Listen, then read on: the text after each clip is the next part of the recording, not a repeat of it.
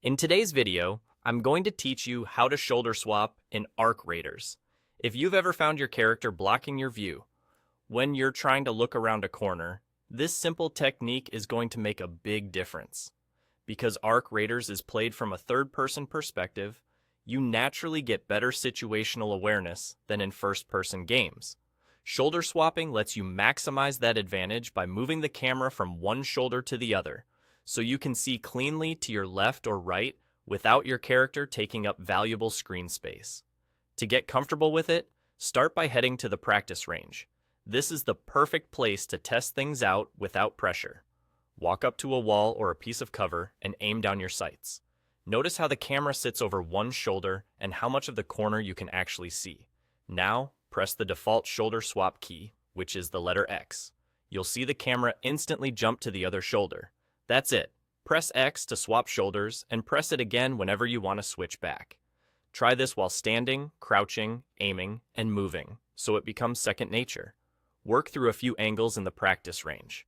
Approach a left-hand corner, shoulder swap, so the camera is on the side closest to the angle, and take a quick peek. Then, switch to a right-hand corner, swap back, and peek again. You'll immediately notice how much more of the environment you can see when the camera matches the direction you're checking.